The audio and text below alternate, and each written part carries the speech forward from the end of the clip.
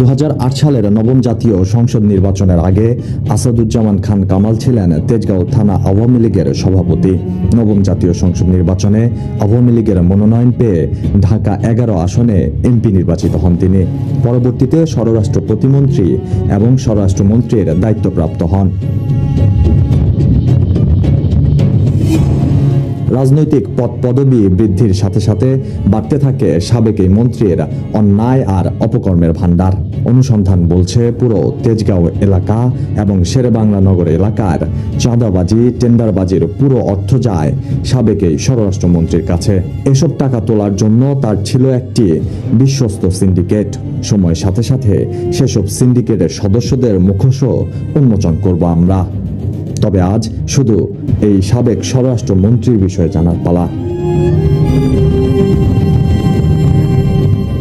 সাবেক এই মন্ত্রীর নামে শুধু রাজধানীর কারওয়ান বাজার থেকেই প্রতিদিন প্রায় 1.5 কোটি টাকা চাঁদা তোলা হতো। ফুটপাতে ব্যবসা, বাজার, মাদক এবং আবাসিক হোটেল থেকে ওঠানো হতো এসব চাঁদা। এ টাকা মন্ত্রীর হাতে পৌঁছে দেওয়ার জন্য দায়িত্ব দেওয়া হয়েছিল মন্ত্রীর এপিএস মনির হোসেন সহ আরও 2 জনের হাতে। মন্ত্রীর এই কালো টাকা জমা রাখত আরও একটি সিন্ডিকেট।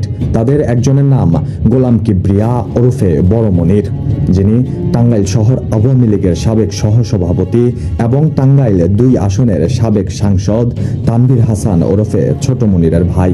বড় মনির 2023 সালে কলেজ ছাত্রীকে ধর্ষণের মামলায় গ্রেফতার হন। পরবর্তীতে ওই ছাত্রী অন্তঃসত্ত্বা হয়ে পড়ে। তবে মনির জেল থেকে জামিনে বের হওয়ার পরপরই ওই ছাত্রীর রহস্যজনক মৃত্যু ঘটে। এই ঘটনায় মামলা তদন্তের দায়িত্বে ছিল পিআইবি। তবে স্বরাষ্ট্রমন্ত্রী পিআইবি প্রধান বনোজ কুমারের মাধ্যমে তদন্তে প্রভাব খাটান। পরে জেল থেকে বের হয়ে আবারও নতুন করে আরেক ছাত্রী ধর্ষণ মামলায় ফেঁসে গেলে স্বরাষ্ট্রমন্ত্রীর সহায়তায় দেশ থেকে পালিয়ে যান বড় মনির। এছাড়াও 27 নং ওয়ার্ড আওয়ামী লীগের সাবেক সাধারণ সম্পাদক কাজল শেরেবাংলা নগর এলাকায় এক ত্রাসের রাজত্ব কায়েম করেছিল, যার সবই হয়েছে সাবেক এই স্বরাষ্ট্রমন্ত্রী আসাদুজ্জামানের ছত্রছায়ায়। চাঁদা না দিলে শেরেবাংলা নগর এলাকার বিভিন্ন সরকারি কার্যালয়ের উন্নয়ন কাজ আটকে দেওয়া, প্রকৌশলীদের মারধর করা, হাসপাতাল কেন্দ্রিক ঠিকাদারি থেকে শুরু করে ফুটপাত দখল, বিভিন্ন বেসরকারি প্রতিষ্ঠানে চাঁদাবাজি সবই এক হাতে নিয়ন্ত্রণ করত এই কাজল।